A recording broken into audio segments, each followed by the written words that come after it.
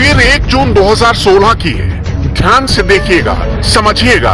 इस तस्वीर का हर फ्रेम कुछ कहता है, आपको कुछ समझाने की कोशिश करता है। मंच पर अखिलेश यादव मौजूद हैं, कार्यकर्ता उनका स्वागत कर रहे हैं। इसी बीच मंच पर पहुंचा अतीक अहमद। इस तारीख से पहले नेता अमूमन अतीक अहमद को गले लगा लेते थे, लेकिन 1 जून 2016 को ऐसा नहीं हुआ। अतीक मंच पर तो आया, अखिलेश की तरफ उसने हाथ भी बढ़ाए। अखिलेश ने अतीक का हाथ झटक दिया और पीछे धकेल दिया। अतीक ने दोबारा कोशिश की, अखिलेश ने फिर उसका हाथ झटक दिया और पीछे धकेल दिया। अतीक अखिलेश के गले पड़ना चाह रहा था और अखिलेश अतीक से गला छुड़ा रहे थे। इस तस्वीर को देखकर क्या समझ में आया आपको?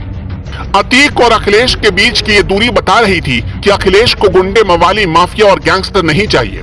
वो हार जाना पसंद करेंगे, लेकिन ऐसे लोगों को गले लगाना नहीं। अब इस तस्वीर को देखिए, अखिलेश के साथ जबरन 4 नामों को जोड़ने की कोशिश हो रही है। ऐसा करने वाले लोग चुनावी माहौल बनाने की कोशिश में हैं, अखिलेश को बदनाम करना चाहते हैं।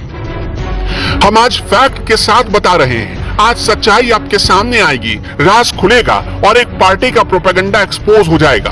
बाहुबलियों को लेकर कैसे आपको बरगलाया जाता है, हमेशा झूठ बोला जाता है और हमेशा जानबूझकर समाजवादी पार्टी को ही टारगेट किया जाता है।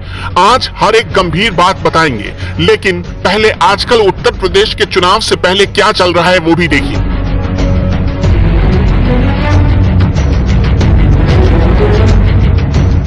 कुछ लोग मुख्तार अंसारी, गायत्री प्रजापति, डीपी यादव की तस्वीर अखिलेश यादव के साथ जोड़कर दावा कर रहे हैं कि ऐसे लोगों को, दबंगों को अखिलेश नहीं पाला है। लेकिन आज लोग सच सुन ले, एक एक फैक्ट के साथ। 2012 से पहले समाजवादी पार्टी की इमेज गुंडों की पार्टी वाली इमेज बनाकर रख दी गई थी, लेकिन 2012 के चुनाव में जैसे ही अखिलेश की चलने लगी पार्टी में, वैसे ही इस छवि से पार्टी को उन्होंने बाहर निकाला। अखिलेश ने दबंग डीपी यादव को समाजवादी पार्टी में शामिल ही नहीं होने दिया। ये डीपी यादव को अखिलेश की खुली चुनौती थी। सबको लगने लगा कि अखिलेश के रूप में एक ऐसा नेता आया जो प्रदेश में गुंडाई मिटाने को लेकर बहुत सीरियस है, और हुआ भी वही मुद्दा अखिलेश ने 2017 के चुनाव में भी उठाया। डीपी यादव पर आरोप था कि राजनीति में लाने वाले पूर्व विधायक महेंद्र भाटी की ही उसने हत्या कर दी। इसके अलावा हत्या के कई और मामले उसके खिलाफ दर्ज थे। यही नहीं, हरियाणा में उसकी शराब भट्टी से शराब पीने वाले 350 लोग साल 1990 के आसपास मर गए, क्योंकि शराब जहरीली हो गई थी। पुलिस डीपी यादव के खिलाफ चार्जशीट तक किसी मामले में प्रस्तुत नहीं कर पाती थी। कोई सरकारें डीपी यादव को जेल तक नहीं भिजवा सकती थी। पश्चिमी यूपी में राजनीतिक दलों की डीपी यादव जरूरत बनता चला गया था, लेकिन उसी डीपी यादव को अखिलेश ने पार्टी में शामिल तक नहीं होने दिया था।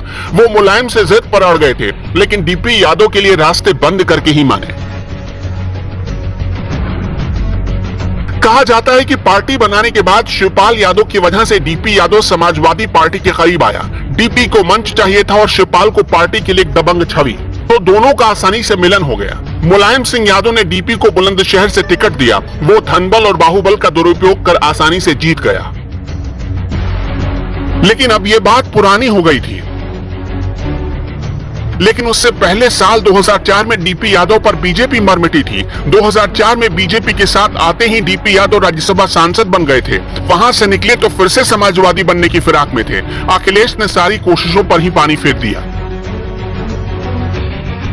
फिर आई बारी मुख्तार अंसारी की। मुख्तार की पार्टी के सपा में विलय को लेकर अखिलेश ने अपने ही परिवार में बगावत तेज कर दी, और ये बगावत इतनी बड़ी हो गई कि पार्टी ही टूट के कगार पर पहुंच गई।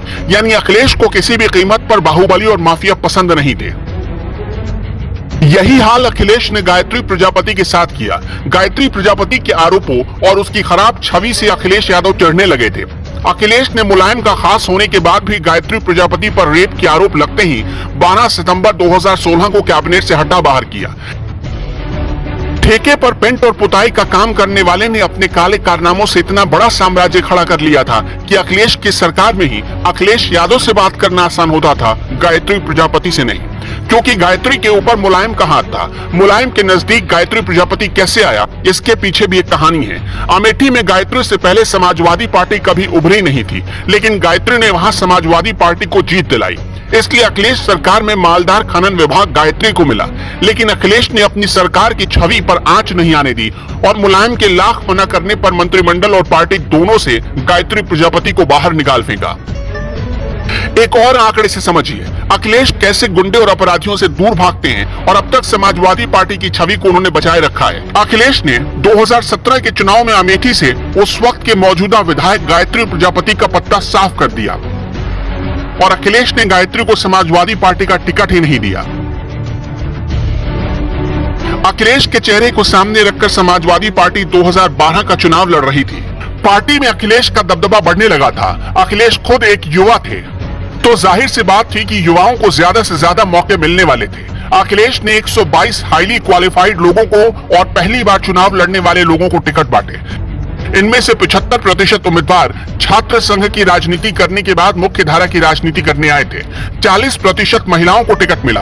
कहते हैं करीब 50 बाहुबलियों ने टिकट के लिए जोर आजमाया था। इस फिराक में थे कि अखिलेश की पार्टी से उन्हें टिकट मिल जाए, लेकिन अखिलेश ने ऐसा होने नहीं दिया। उन्हें अपनी पार्टी में कोई दागी चाहिए ही नहीं था। अखिलेश लोहिया और गांधी को अपना आदर्श मानते हैं, इसलिए साफ सुथरी राजनीति करना चाहते हैं। लेकिन प्रोपेगेंडा फैलाने वाले लोगों को ये बात समझ में नहीं आती और चुनाव से पहले प्रोपेगेंडा फैलाना शुरू कर देते हैं।